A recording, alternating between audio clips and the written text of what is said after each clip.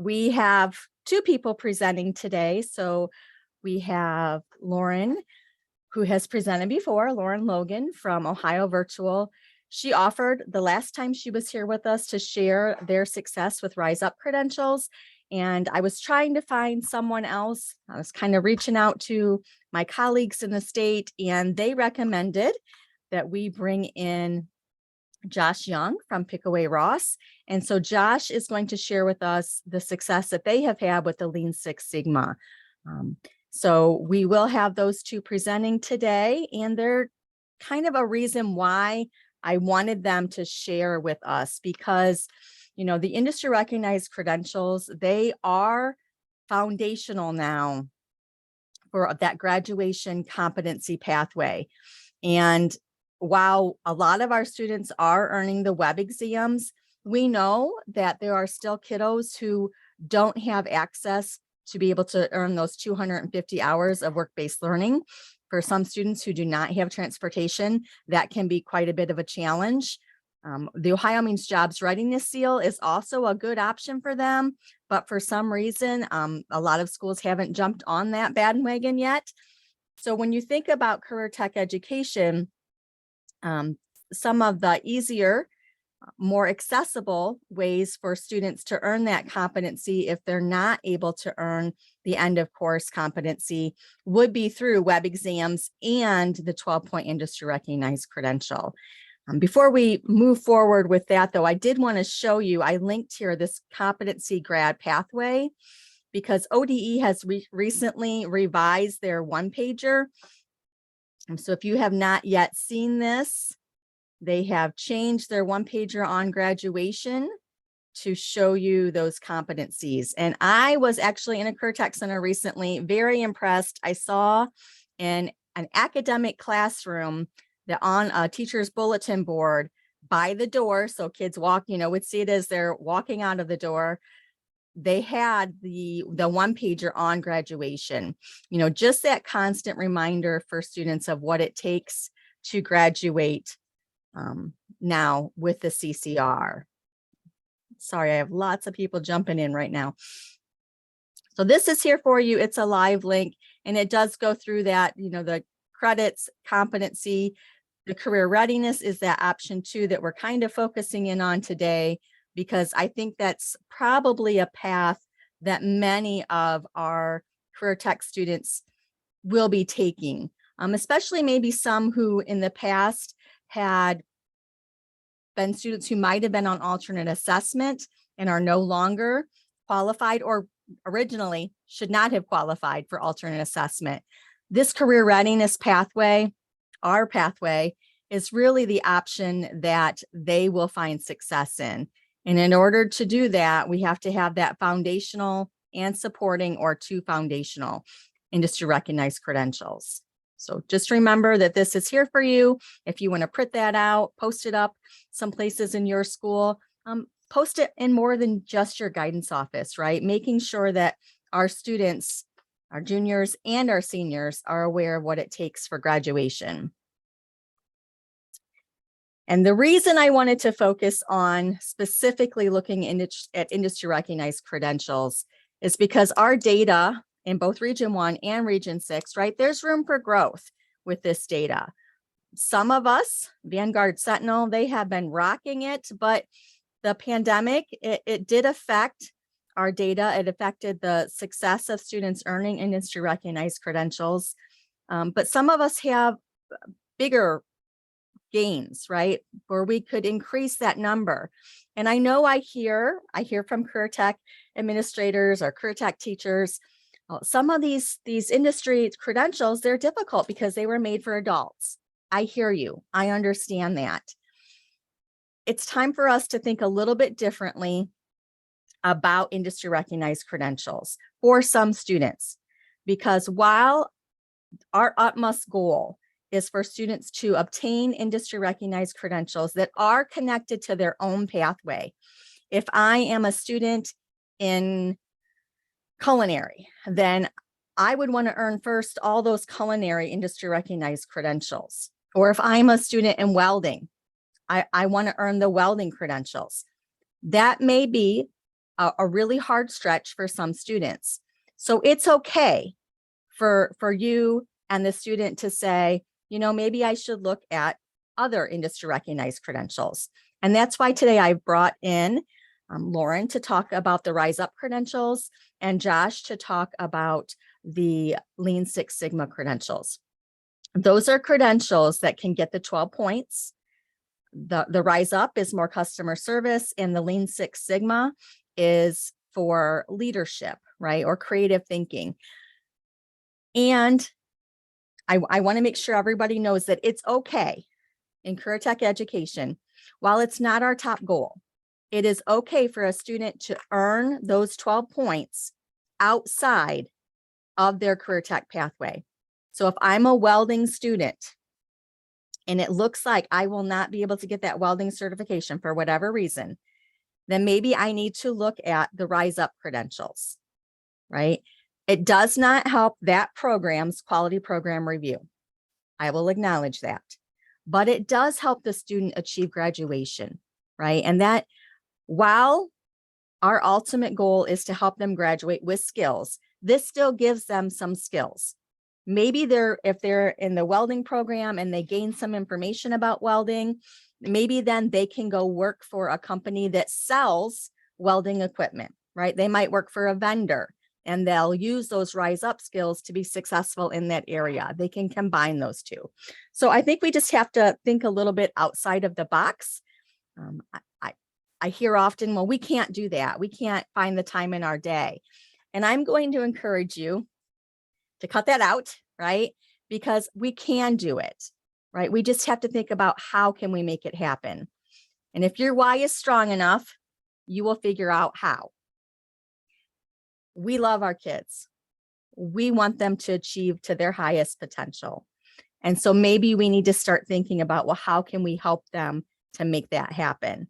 Instead of saying, well, we can't offer that. We don't have the time. They're not capable. No more, we can't. How can we make this happen? And so today, Lauren Logan is going to share with us how they've implemented the Rise Up credentials, what kind of success they've been having with that. Please ask her as many questions just to make sure that everybody gets as much information out of her as they can while we have her with us. So I will stop sharing so that Lauren can share hers. All right, thank you, Lisa. Let me get rolling here. Okay, so yes, Lisa, actually I volunteered myself, like she said last session accidentally. She took me up on it. So yeah, we have had a lot of success here at OHVA with Rise Up credentials. They're actually through the NRF Foundation. And we started, I think during COVID, they were offering the retail fundamentals credential for free, I believe, for a period of time. And that was when we started diving into it and seeing if it would work in our virtual environment. And it has. We found quite a bit of success with it, but I also believe that it will work in all of your different environments as well, based on your needs. So to start with, I just want to talk about what it is. So the Rise Up credentials, there's actually 4 of them now. They just added this over here, the Warehouse Inventory and Logistics Specialist credential within, I think, this last year. And it is now on ODE's list, and we'll look at that here in a few minutes. But basically, as Lisa alluded to, these credentials are all about preparing students to, or anyone, to work with people in really any setting, retail, sales, would be beneficial if they wanted to start their own business. And to Lisa's point about them not being in every career field, I did apply over the summer for them to be added to every career field, because I don't care what industry or pathway you're in, we need our students to be able to communicate with other individuals and work with customers, be able to deal with retail sides of things. It doesn't matter which pathway you're in. There is a retail and customer service side to every pathway. So I did put in for that. So if anybody has any push, I think it would be great to have those added to all the pathways. So with that, basically what it is you all could become a partner with Rise Up. And as a partner with Rise Up, you can facilitate these 4 credentials in a couple different ways. So just to kind of move forward here with that, there's one component where you can just have students take each of the credentials virtually. So they can log in, go into a course, and as it says here, they study a block of content by reading or watching a video. Then they do some activities, complete some scenarios, some simulations, and then they get feedback based on it. And then after each section, on the first one, on the retail fundamentals, they take an assessment. And then they do a little more videos and practice, and then they take an assessment, a little more, and they take an assessment. So that first one, the retail fundamentals, there's actually 3 different assessments that the students complete as they're working through the content. So like it says, it's hands-on, it's scenario-based, and these credentials have been developed with the contribution of actual industry. So people from the retail world. So, it's skills, it's language, it's terms, processes that are actually being used out there in the retail world. So that's also extremely, extremely beneficial for our students. So again, like I mentioned, you have to sign up. So if you go to the Rise Up site, which if you just Google it, or I can put it in chat here in a little bit, if you do Rise Up credentials, it's under the NRF Foundation. You just need to register. They will get back with you. And then once you have your account, you can go in and purchase these courses for students to do it virtually, right? And they can take the courses. Or another option is that you can actually train one of your instructors in-house to become an instructor for the Rise Up credentials. And then they could facilitate the courses for your students. So if you wanted to set it up where kids come into a classroom and you have an instructor that's teaching them the content in here, you could do that. And then that instructor could just purchase the assessment at the end for students to take after they've completed the content with that instructor. So you could have a student do it solo, right? They're on their own. Maybe you put them in a lab, or maybe they have to work on it after school or whatever it is, and they can work through each of them. Or you can do it where an actual teacher is working through them, or facilitators working through them with the content. Okay. And for us, obviously, it doesn't make as much sense for us to have an instructor working through, but for some of you guys, it may make sense to actually have start and stop times where you're starting a session of Rise Up, or we're integrating it into the curriculum. It could work with a lot of the business courses, marketing courses. So just there's 2 ways that it can be delivered. One thing to note is that the actual purchasing of the courses is through Penn Foster. So they work with Penn Foster. I think it says it somewhere. Maybe it's on their, might be on their site. Oh yeah, here. So our Rise Up trainings are hosted by Penn Foster. So once you get approved by the NRF Foundation, you actually go to a Penn Foster portal in order to purchase the curriculum and assessments from there. So just an FYI, if you sign up and you're like, wait, what's this Penn Foster thing? That is the process that they use, is going through Penn Foster. All right, so to give you a little more information on the why behind the Rise Up, I mentioned, that it's the skills that can transfer into any industry. But one huge thing about these 4 different certifications is that they're attainable. These are attainable for students to earn. All abilities. We have had huge success with our special education students in earning these credentials. Last year was our first really huge push with these. We had 74 total students in grades 9 through 12 take these credentials. 52 of them were seniors, okay? At least this first one, the Retail Industry Fundamentals credential. Only 1 student out of 74 students could not pass that assessment. I believe we allowed 3 tries on that, and only 1 of those students could not. And at the end of the day, that yes, there was a learning disability there, but also there was a lack of desire on the student side. He was not taking his time through the curriculum. I mean, it would take 5 minutes to click through and then say he wanted to take the test, right? And we 3 times we tried to get him to take his time and go through the curriculum. And really, mom was going to sit there with them and help. But if the student doesn't want to do it, it's still not going to work. So that was our only student that could not pass at least this first Retail Industry Fundamentals test. Now they do get incrementally harder, with the exception of this the warehouse inventory and logistics. We have not tested students yet. My testing coordinator has taken this, And she said that, yeah, it'll be great for kids. We can't wait to get that up and running with our students. But one thing to note is that these three build on each other, at least these first three.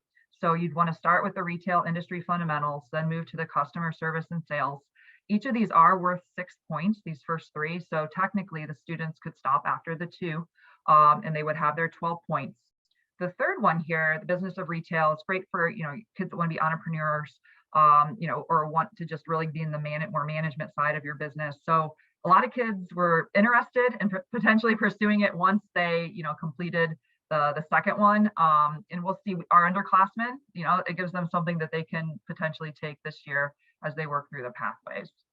All right, so here's your point values. The business, so each of these first three are worth 6 points each. The warehouse, inventory, and logistics is worth 3. I'm not sure at this point why it received a lower point value than the others, other than I do know that these all started out at 3, I think, or 4, and now they're up to 6, so maybe they'll bump it down the road. One thing to point out is that they do allow for read aloud and extended time, and there is a Spanish version, right? So there are some accommodations that go with the Rise Up credentials, and they have been fabulous to work with. When we first started offering these, we had some freshmen that wanted to take them and they weren't yet 15, and the birth date in there wouldn't allow a 14-year-old to take them, and we contacted them and they allowed our students to test at age 14. So if you just reach out to them, they're very flexible. We've had wonky things happen with tests where, a kid just, again, speaking of students with disabilities, they're having a bad day, they didn't do it properly, right? And they've allowed us to go back in and reuse that voucher so that we don't get penalized for that. Or even a kid, we sign them up and they never start, they've allowed us to retrieve vouchers and things. So they are great to work with as well. I can't speak highly enough of the Rise Up support. All right, so some of the nitty gritty here as well is that the time frame. So going with the attainable piece, you have a student who didn't pass their EOCs. It's May of graduation year, right? They could earn their 12 points potentially in a month. All right, if they sit down, we have kids that we sign them up, and on a Friday and on Monday they need signed up for the customer service and sales. All right, so and then a week later they're done, right? So it's attainable. You can do it in a short time frame if necessary. So the Rise Up, the retail industry fundamentals, this one by not proctored, that means the assessment piece of it. So the students can work through that completely independently. And then, you get the result on the administrative portal side saying that the student passed. It takes students around 2 to 3 weeks to work through all of that on average. That credential, this is with the course, is $99. The customer service and sales, this does require a proctor to launch the ending assessment. So my testing coordinator puts the kid on Zoom, watches them take their test, and launches it for them, and is there watching them while they're taking it. You guys, if you're in brick and mortar, could just be sitting there, in the lab with them or in the classroom with them.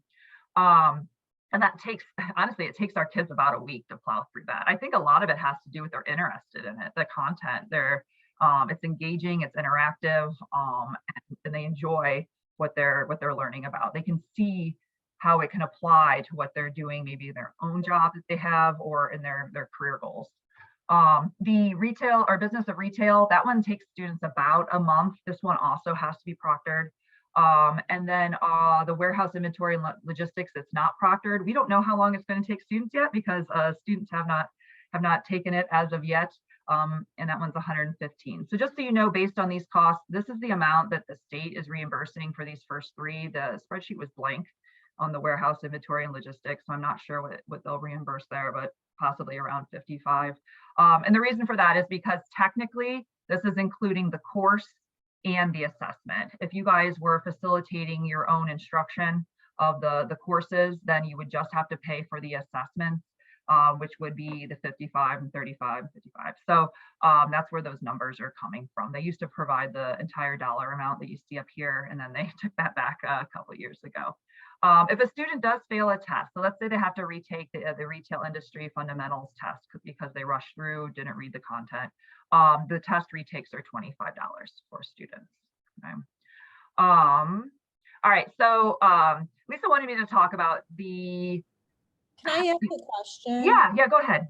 So I'm glad you hit on the retake for the retail, but what if you have to retake customer service? So we have a book, we don't do the online version here, the senior only program. So we break it up one each quarter.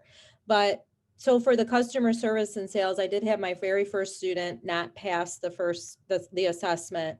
What's the retake cost on that one? Is it still 25? I believe it's 25. I can double check and let you know, but I believe it's $25 as well.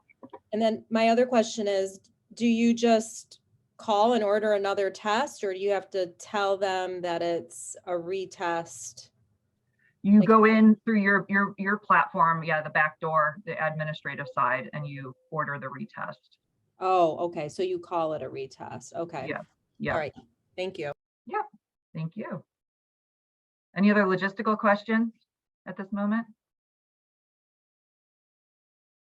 No. Okay. So then I guess the feel goody ending here is that one thing that I just can't rave enough about this is just that peace of mind that we're giving our students by providing this opportunity for them.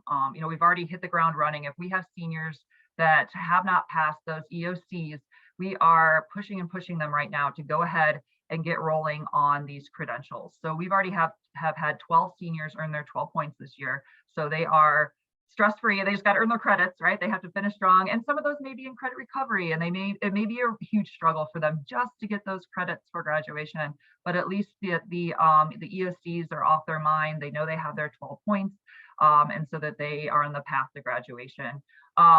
And we have had success with students that are in, so we have at OHB, I'm not sure what other schools call it, but we have a unique curriculum, which would be our students that would be the alternate assessment students. And so this student on the bottom, this mother that's emailing, she used to be in the unique curriculum. And then through the changes, she's now in what we call the IXL. So, she's no longer in the non-testable group, right? And so this mother, it's kind of hard to understand what she's saying in some of it. I even cleaned up her English a little bit, but she's practically in tears, right? Because this is just something she's so excited about. She's so happy that her daughter is going to be able to graduate because of the opportunity here with these credentials. Same with this student. I mean, this one came through and it just tugs at your heartstrings. Here's Josh. He feels so much better. He got these certifications. His other siblings did not graduate, and now he's going to have the opportunity to graduate because of having the 12 points from the Rise Up credentials. So I just can't speak highly enough about how attainable they are for students. Not to say that there doesn't need to be some assistance with helping students understand how to work through the courses, study strategies, maybe some graphic organizers along the way, whatever it might be for that specific student's needs. But they are attainable for students of all different variety of abilities. And like I said, I truly believe that it is something that will cross over to all industries, no matter what they're going into. These are skills that could benefit all students. So I think that's all I have, Lisa. I did put my contact information on here. Please don't hesitate to reach out if you want to, bounce some ideas off of me. This is our, what would it be, third year, I think, really integrating Rise Up. And I know that it's just going to get crazier here as we keep offering them to the senior population. Thank you, Lauren, so much. That comment from the student, I don't have to worry about those end of course tests hanging over my head anymore. That's pretty powerful. So you guys are doing a great job. Thank you for providing access to students. Well done. Any other questions for Lauren before we move on to Josh?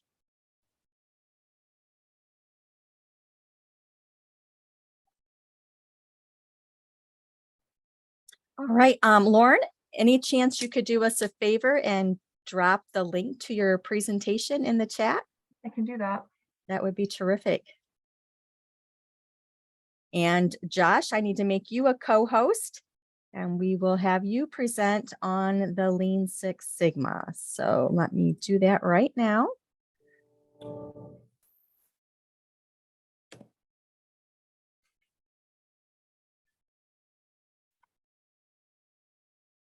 Okay, so welcome, Josh, to your first Career Tech Coffee Hour with Regions 1 and Region 6.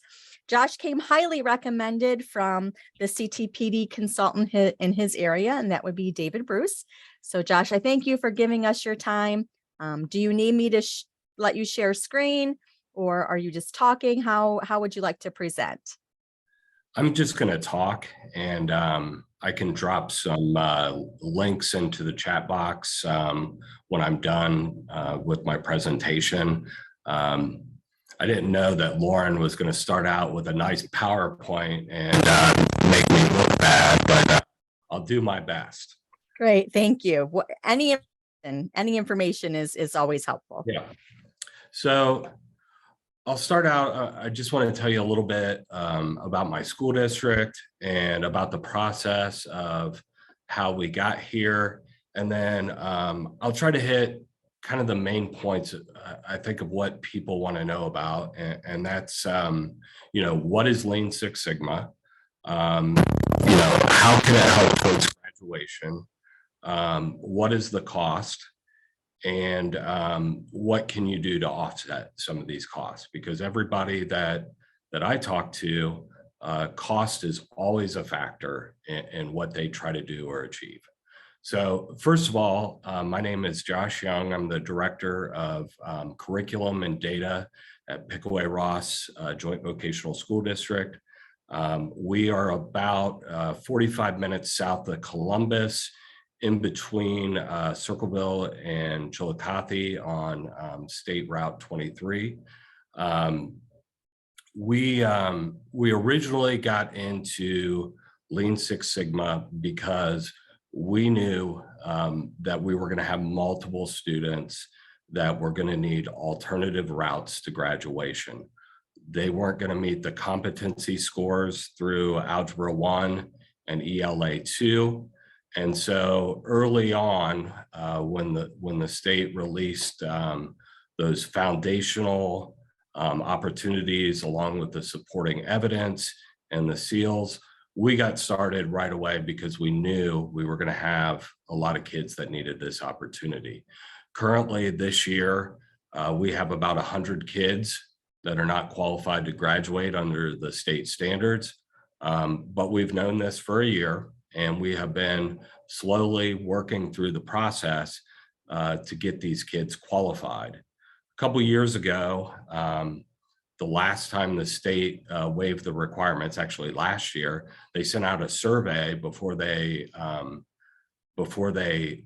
dropped the requirements to see how many kids were not qualified to graduate at that point. And we could honestly answer that it was 0 at Pickaway-Ross. We had every kid that was going to finish with us ready to graduate. The only kids that did not graduate were the kids that basically just dropped out and we couldn't find them or get them back to school. As far as Lean Six, when I first learned about this credential, I thought, I have no clue what this is. I don't know if it's practical. I don't know if the kids could handle it. I don't know if I could handle it. What is the cost? And we were really, there were more questions than answers, honestly. And so one of my colleagues asked me to sit in on a webinar for him. And I sat through the hour presentation. And I stuck around afterwards just to ask a few questions because I knew we were going to have a ton of kids that weren't qualified and we needed to figure out what the plan was going to be. And so I started asking the vendor questions.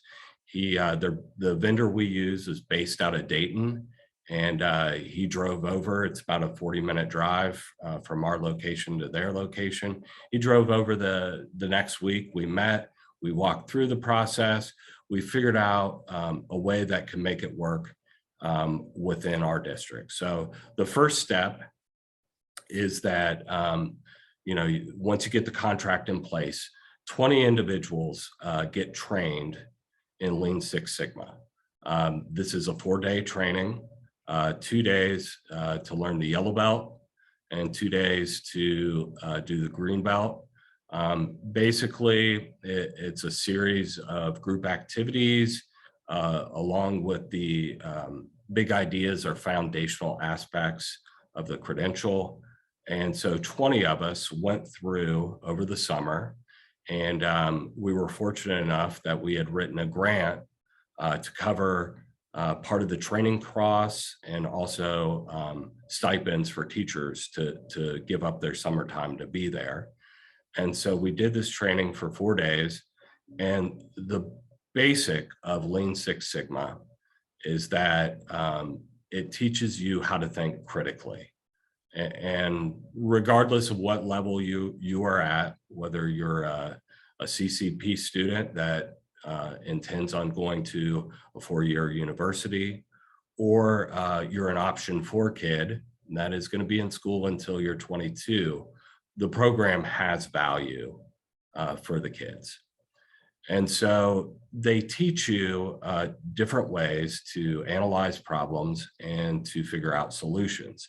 The process originally came about in Japan after World War II, and we were trying to rebuild their economy with different manufacturing ideas. And so that's where the idea came from.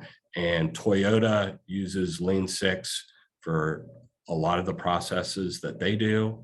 Ohio, the government has a Lean Six Ohio program that they use to try to streamline and become more efficient. It's basically just a couple different examples. Our cosmetology instructor, she took the training. She used I think it's 3S, it's either 3S or 5S process, and basically reorganized her whole lab with her kids so that they could find all the things that they were looking for, whether scissors were stacked in one area or curlers in another area, or their books. They reorganized the lab in a way to make it more efficient so you could find what you needed when you needed it. That's one project that she implemented in her lab with all of her kids. We have also, last year, we did some community service. We had a veterans park in downtown Chillicothe that had kind of become a little bit dilapidated. And a group of 7 or 8 kids worked through this process of Lean Six Sigma. And they figured out a way to redo that park. They redid the sign, mulching, cleaned the whole thing up, and they used the critical thinking skills that they learned in Lean Six in the process to do that. Another thing that we did, kids hated our lunches at school. I'm not a big fan of our lunches either, to be honest. And so they went out as part of this Lean Six Sigma process. They interviewed the kids. They did a survey where they did a scatter plot of what kids thought about the lunch. And then they worked with the cafeteria manager to design their own healthy lunch that they thought kids would buy. And so they designed the menu. They served it to the kids along with the cafeteria staff, and then they did a post follow-up to see what the kids thought of the lunch, and then did a presentation at the end of the whole thing. And a lot of kids honestly said it was one of the best lunches of the year. I know they had like a Caesar salad that they served. I can't remember the chicken dish that accompanied it, but very positive feedback. And they were proud of themselves that they felt like they made a difference overall. We have a group of option 4 kids, and I would assume everybody on this call has an idea of what an option 4 kid is, right, Lisa? Maybe not. So go ahead and explain it. So option 4 kids, it's a job training program. These students, they don't graduate when they're 18 years old because of their qualifying disability.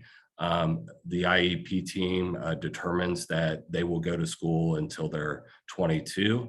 And so these kids stick around to do different training that they wouldn't have access to without the IEP process qualifying them. And so, you know, we have some kids that are very disabled in this program. And we have some kids that are very high functioning students. It's all across the board, so to speak. But they are a project that they're working on this year is we have a uniform policy at our school. And we have a lot of kids that have more than one home that they live in, whether that's divorced parents, whether that's living with grandparents, whether that's couch surfing, that don't come to school with their uniform every day, or they come to school and their uniform is extremely dirty because they didn't have access to a washer or dryer. Our option for kids are going to work on a Lean Six project this year to implement a laundry service for the entire school, so that if a kid is in a situation where they can't take care of their uniform, we'll provide that opportunity to them. So they're going to go out and they're going to start collecting data as a team. And this is all team building that they do together. You work in a team, you do your project in a team, you do your presentation in a team. And so this is their big project for the year. So I hope the examples really give you an idea of what Lean Six can accomplish. I went through the training with the teachers. I use this process in my job almost every day. Every time we're debating an idea and we don't know the answer, somebody will say, well, let's go do a Gemba walk and let's see, which Gemba means go and see. We'll go to the area, we'll look figure out, like, what are we missing? What aren't we seeing? And we'll talk to people and try to get a few layers deeper than what we are already. So it's very valuable. In terms of the process, the Yellow Belt takes 2 days for kids. There's little comprehension checks along the way, but there's no test. If they basically sit through the training for 2 days, are attentive, they fill out the notes when they're asked, they will earn 3 industry credential points. Then, if it's a kid that needs to get to 12, there's a second part of that, and that is the green belt. The green belt is where you have to do a project, and this takes a little bit of time. Obviously, it depends on, do these kids have study halls? Do they have time in their schedule? Or do they have a full load that they can't get out of any classes? At our school, we have no study halls. We just don't have time for it. So we have to pull these kids out to meet on a regular basis to complete their projects. These projects can range anywhere from, 2 weeks if you have them for a lot of time to get it through. It can be a month, it can be 2 months. You have to dedicate just a little bit of time to get through the process. It just doesn't happen overnight, but it's all project-based learning, hands-on, accessible to any student. There's very limited testing, and the testing that is involved is more like open notes, open book, making sure the kids have the concepts, not necessarily that they need to pass a quiz or a test to demonstrate their knowledge. The knowledge is the process of them going through and designing this project. So no testing requirements. And so they'll meet over the course of this time, do their project, do their presentation. Once the instructor says, yes, this kid, this group, they've met the requirements, they send their endorsement to the company, the vendor, Maximum Potential, and then they send us back the certificates and we're able to log them in. The beautiful thing about Lean Six Sigma, it applies to all pathways. So whether you're in an IT pathway, a transportation, hospitality, or you're not even in a pathway, any kid can do this and then bundle it with other credentials that make sense.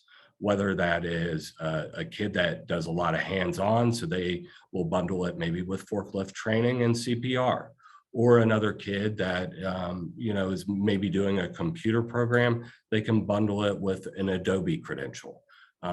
We bundle them all over the board based on the needs of the kids.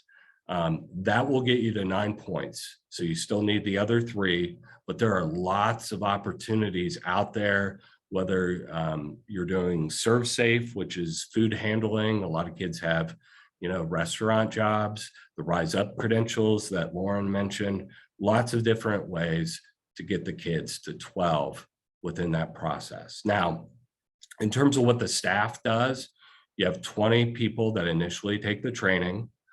They go through the yellow and green. Of those 20, you get 5 initially that can do the train the trainer model so that they can start working with the kids. The benefit of the other 15 individuals is that they understand the process.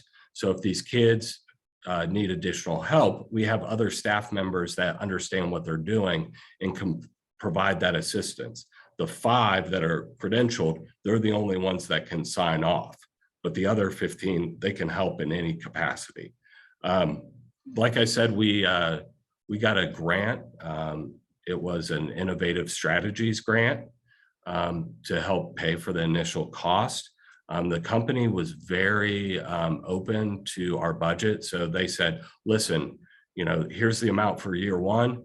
If you can't make it all in year 1, we can spread this over, 3-4 years, whatever works in your budget, we'll work with you on. Fortunately, we had the grant, so we didn't have to do that. So we did the initial training over the summer, paid teachers stipends to come in. Then we identified the 5 people that were going to do the credentialing. We did a second follow-up training in the fall for just those 5 people. They spent an additional 2 days with the trainer just so they could make sure that they were ready to teach the curriculum. And those 5 have to complete their own Greenbelt project in order to fit the train the trainer model.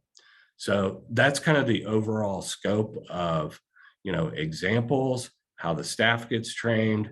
Now I want to talk a little bit about cost, because that's always in the back of everybody's mind. There is a little bit of a significant startup cost, which is why we needed the Innovative Strategies grant to make it work. Now, if we had not had that startup money, we could have made it work over a course of maybe a couple years. But the beautiful thing is, Lauren had put up the reimbursement rates for the Rise Up credentials. There are similar reimbursement rates for yellow and green belt. I believe they're both about $109 a piece right now.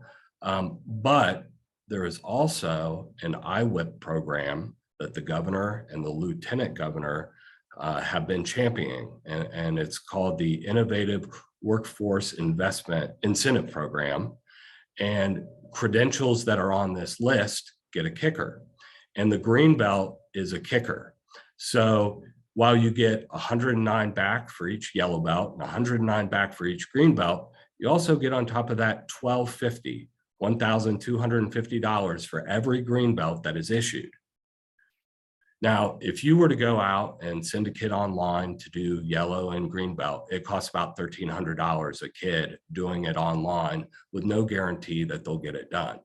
If you do it through this organization and you're getting back $1,350 basically on every kid, if you issue 20, 30 green belts in a year, you'll more than cover the cost of your initial investment. And then there's just an annual fee that pretty much is covered by the cost of 2 green belts. So it's very cost effective. You just really need that seed money to get it started, and then you will get the money back over time.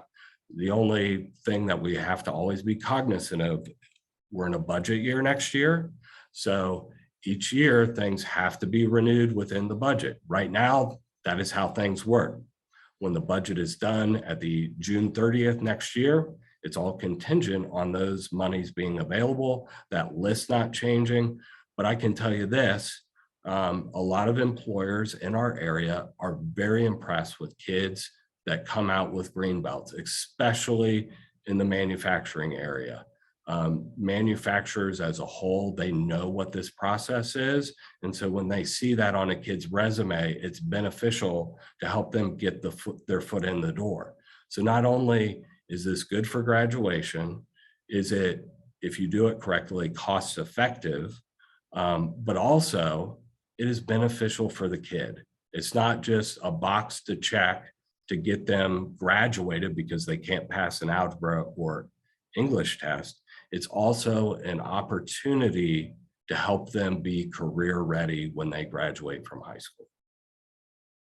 I think that's all I have at this point, Lisa. I probably could babble for another 15 minutes easily. But if anybody has any questions, I'm happy to answer your questions. I can, if you want me to put a link to the vendor in the chat, I can do that. Go ahead, Lisa. So there was one question in chat. Someone was asking, do the students get to choose their project, or is that kind of directed by the instructor? It's a give and take process. So, you know, the kids can suggest projects, but they'll need to work with their instructor to see if the scope is big enough. You don't want things that are too small, but you don't want things that are too big and not able to be accomplished. You have to find kind of that middle ground. So, you know, like the cafeteria example, designing the lunch, that was the kid's idea. And so the instructor helped facilitate that process for them. You know, the Veterans Park idea, that was somebody came to us, which happens a lot in career centers, and they said, hey, we need some help. We have no money, we have no resources and no people. What can you do to help us? And so in that case, we identified the project pretty quickly, and the kids were like, oh yeah, this is a great opportunity, let's do it. So there's some give and take that occurs there. Okay. Any other questions today?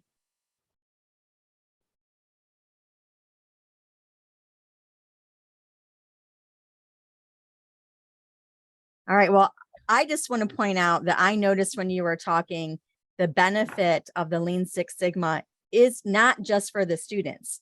I mean, I heard you talk about how it can benefit the community, can benefit the school, the cosmetology instructor who rearranged her lab based on the training, like it benefits the teachers as well. So fantastic job that you have brought this to your school, and it took work to make that happen, but you did it. And I think you're seeing the benefits of that. So fantastic. Thank you. You're welcome. All right. I am going to go back to my presentation. So again, thank you to our presenters. They did a great job. Lots of really good information. I really appreciate their time this morning, and I hope that all of you on the call found that valuable. I know that there might be other industry recognized credentials out there. So is there anyone who just wants to share what they have going on and how that's been working for them? And again, I don't have access to view right now. So if you just want to unmute and share. We have been trying to connect with Apprentice Ohio for my manufacturing and engineering program. So after many attempts of different emails from ACTA, I finally went up to the gentleman after he presented, and we connected. My teachers and I attended a meeting on Wednesday, and we got all of our paperwork filled out. So cross your fingers, they accept us, and we can get that program starting yet this year for those students that are in need of that for graduation, but also for the others that can get maybe a year cut off of their apprenticeship. Terrific. And those apprenticeships, if they earn the apprenticeship, that can turn into a 12-point industry recognized credential as well. Yes, yes. That's what we're hoping for, is to get those 12 points. Fantastic. Thank you, Becky. Anyone else? Hey, Lisa, it's Melissa. Following up on what Becky just said, at our graduation fair last week, a school presented about how the school site became its own signatory for the apprenticeship. So they could build some pre-apprenticeships within the school district for students that didn't have transportation. And I thought that was a really cool idea. I'm going to try and figure out and learn more about that. And I'll definitely keep you posted.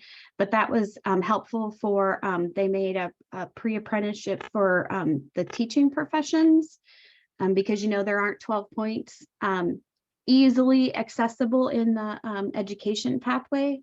And then they also did one for maintenance and construction, because they have a lot of projects going on in their district, and they have a lot of students interested in that. But again, they just didn't have transportation to go off site to get some work-based learning as part of that pre-apprenticeship. So I just thought that was really cool. So when I get more information, I'll be sure to share it with you. But if you guys are working through pre-apprenticeship, that might be something you ask about too, because those opportunities will pop up and you'll find a way to do some pre-apprenticeships in your own area. Thank you, Melissa. Like in my mind, I was just thinking that's the how. How can we make it happen? They tried to think creatively as to how they could make this happen, get that pre-apprenticeship for students, even those who have transportation issues. I look forward to hearing more about that, Melissa. Thank you. Anyone else?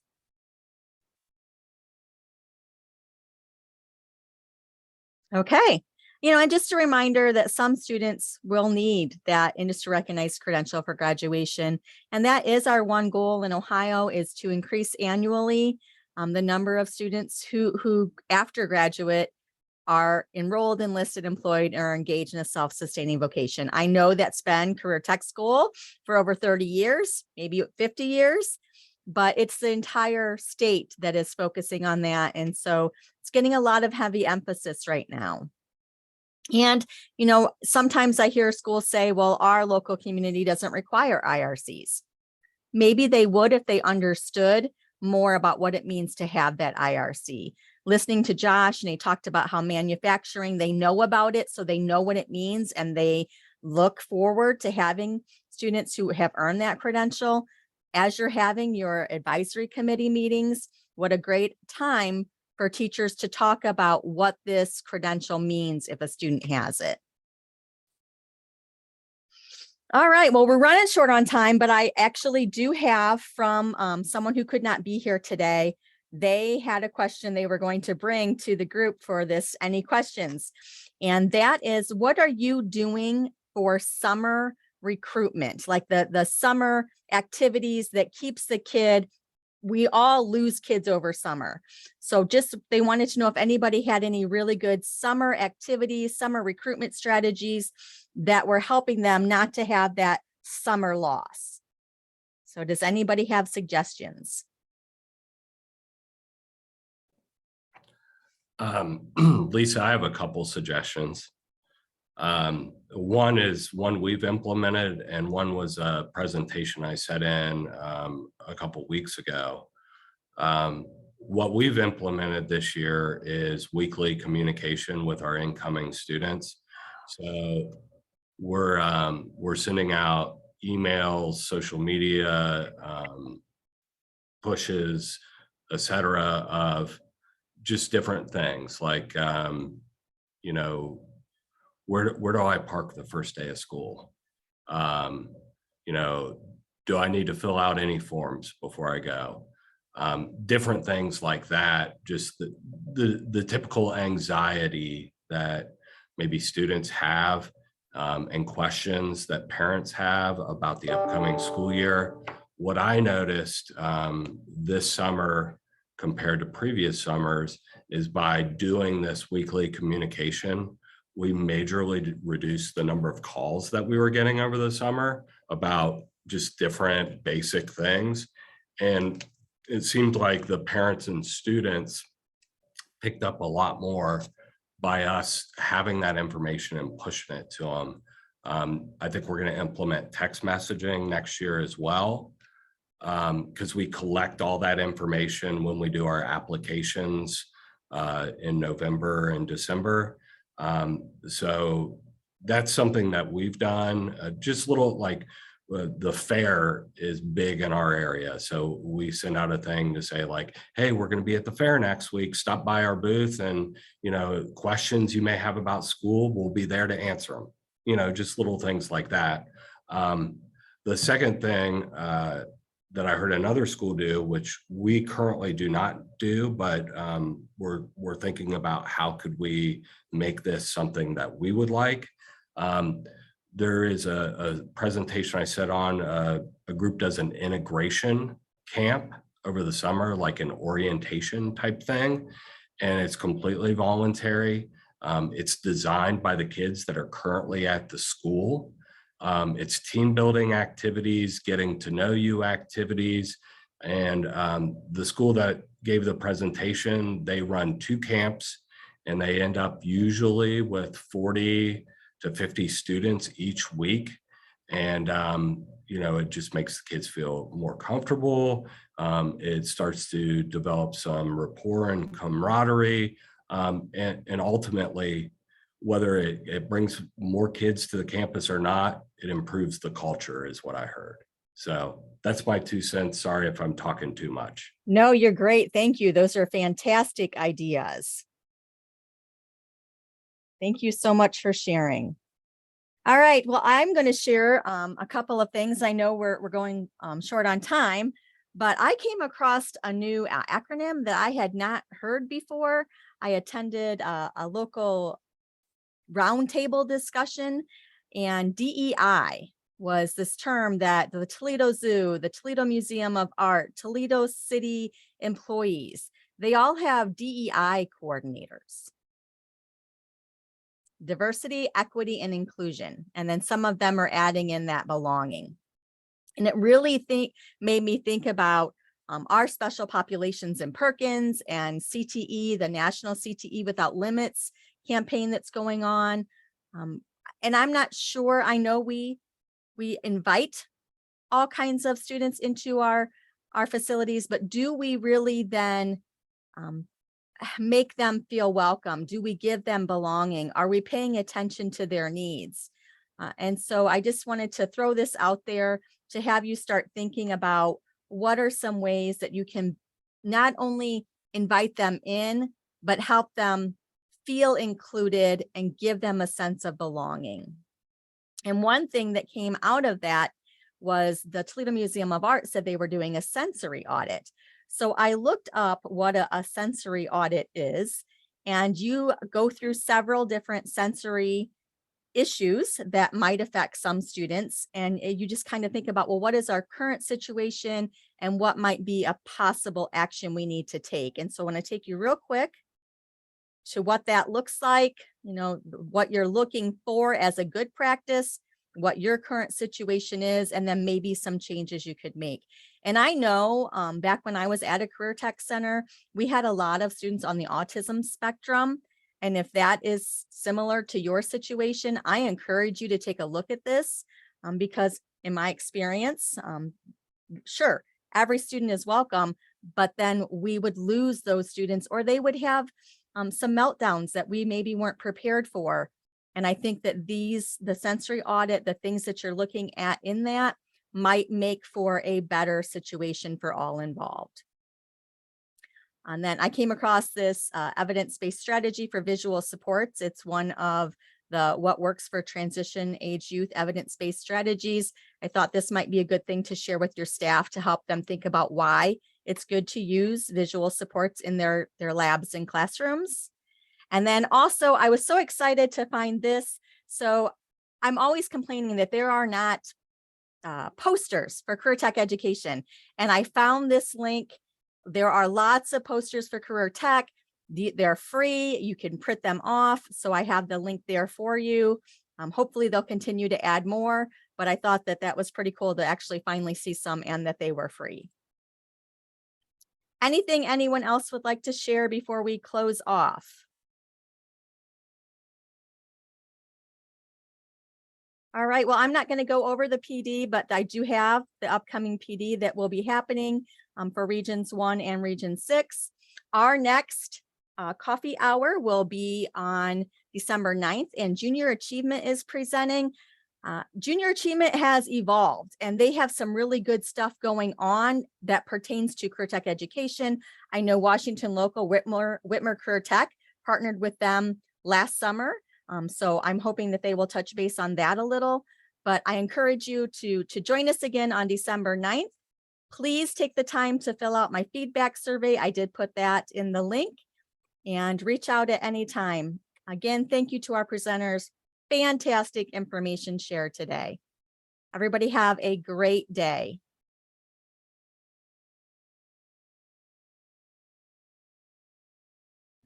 Thanks, Lisa. You're welcome.